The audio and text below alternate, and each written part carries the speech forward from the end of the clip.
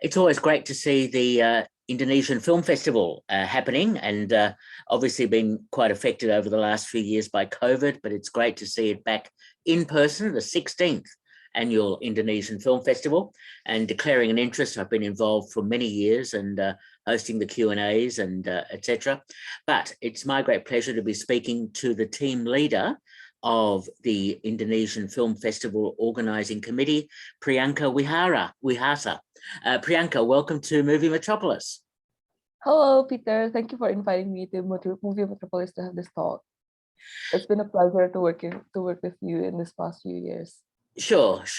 And tell me about the challenges you faced this year, now that we're back to an in-person Indonesian Film Festival. What were the challenges you faced and the issues you had in selecting the 3 films?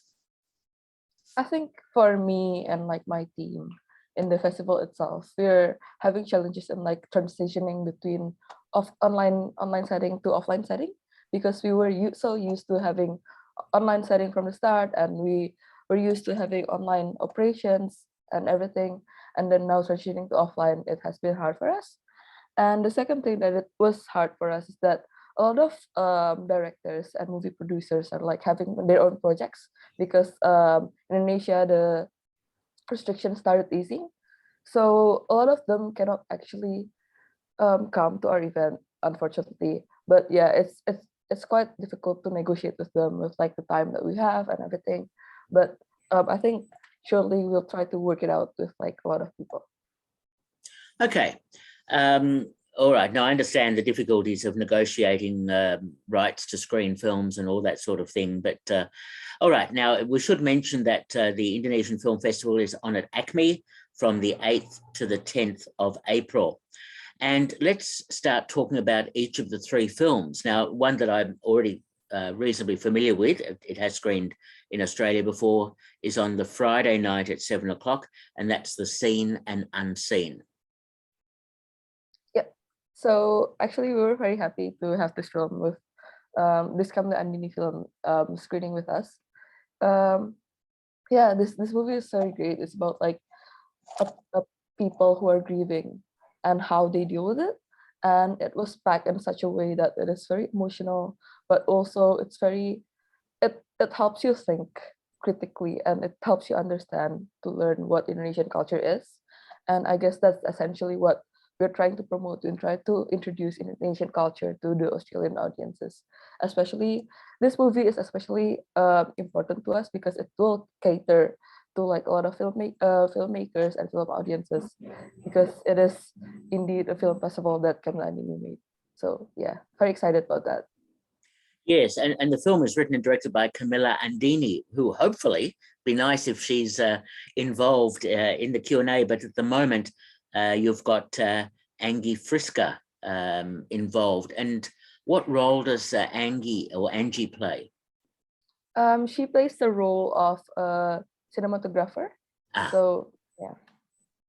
Okay, cinematographer. And we should mention there's a Q&A immediately after each of the 3 films, so that when you go along to see the film, you'll also be able to experience the discussion that I'll be running for each of the films with the guests who are part of the festival. All right, so that's The Seen and Unseen, and that's on Friday at 7 o'clock. Now on Saturday, we should mention that the screening on Saturday is at 4:15.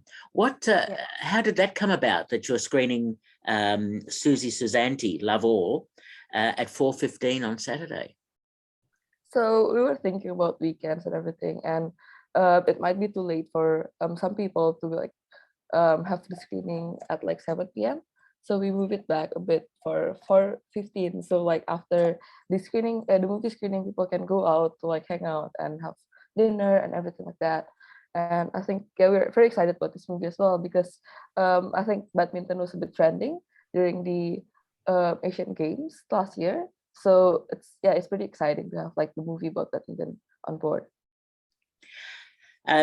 Let's talk a bit more about the film, because it's about badminton and it's about an athlete who rose to the top of the game in her country, but obviously had lots of issues. It sounds like a very interesting film, and the guest is the director, Sim F. Yeah. Yeah. It is very interesting because Susi Santi has been long known in Indonesia. She was one of like the people who are like very successful and have acquired like a lot of medals in like badminton in the past and present. So yeah, we're very happy to have this movie on screen because we want to share our culture with like Australian. We want to share what badminton essentially mean to us, to like people who are from Australia. All right. All right. Sounds like it's a very interesting film. Looking forward to seeing that. And the closing film is on Sunday at 7 o'clock, all still at ACMI, and that's Losman Bubroto. Let's talk about that film. So this film itself is just screening in Indonesia last year, I think, the end of last year, and we're very excited to bring this film not only to cater to Australian audiences, but also to bring back a lot of like old Indonesian audiences to like gather around, to mingle. Especially, we have been like stuck in COVID for a while, so it must be nice to have like people just hanging out, just go to the cinema and watch the movie with us. And yeah, it's really exciting. The movie itself is about like an Indonesian inn. So there's an inn called Lost Man Bubroto, and I think in that inn itself, it's like it is run by family, and there it poses like the issues that they have, the fun as well, and like yeah, how they run it itself and how they run the inn and like the family. Okay. And family is, of course, such a strong aspect of a lot of Indonesian cinema and culture and obviously generational issues and all sorts of things that are part of a lot of Indonesian films. So that's very interesting. I noticed the guests are the director, Eddie Kayono, and the producer, Pandu Biranturo. Yeah, we're very happy to have them on board as well. So that's good. It's always great to talk to the filmmakers involved in each film and to talk about the background. And I noticed that Camilla Andini, who I mentioned wrote and directed The Seen and Unseen, also is a writer or developed some of the characters for Losman Bubroto.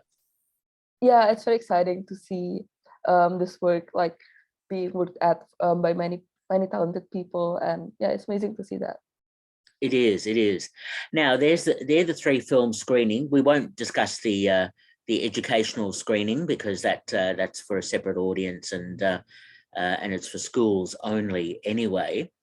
So, in terms of the website and how people can book tickets for the Indonesian Film Festival, how do they go about doing that?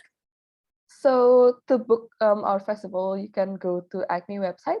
So just search for Indonesian Film Festival at ACMI, and then you'll be able to purchase a ticket there.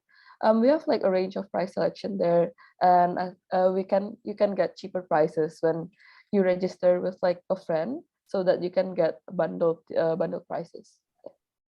Okay, so that's the Indonesian Film Festival, which is actually next week, the 8th to the 10th of April.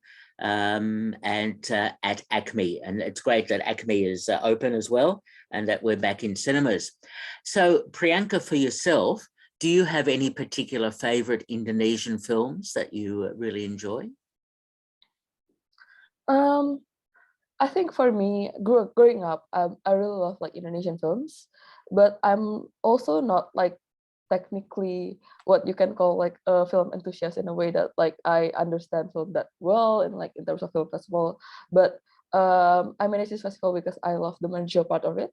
But I think my favorite Indonesian film of all time is Laskar Pelangi, because I think it was very memorable for me watching it at a very young age, and how I can see how different people actually have its own tradition, how people from different socioeconomic background live, and like how they cope with like their situations and everything.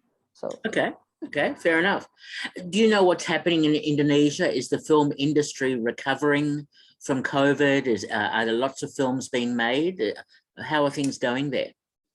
So yeah, there are a lot of things being made currently, because we were talking to like quite a bit of directors and producers, and they have been taking a lot of projects since the restriction in Indonesia have been eased. So yeah, that's been great to hear for the producer and directors to have like those new projects. Very excited to see a lot of new movies, and yeah. Great, and I'm glad we can at least see 3 of them at this year's Indonesian Film Festival. Okay, we might leave it at that. We've been speaking to Priyanka Wiharsa, who is the team leader of the students who are running the 16th Indonesian Film Festival, 8th to the 10th of April at ACMI. And just go to the ACMI website to get more details and book tickets. And Priyanka, thanks so much for talking with me. Thank you very much, Peter, for talking with me too. Thank you very much for hosting this. And yeah, it's been lovely to talk to you. Okay, now let me end this now, and maybe we can talk again straight after. So you might have to dial back in because I'm saving. Okay.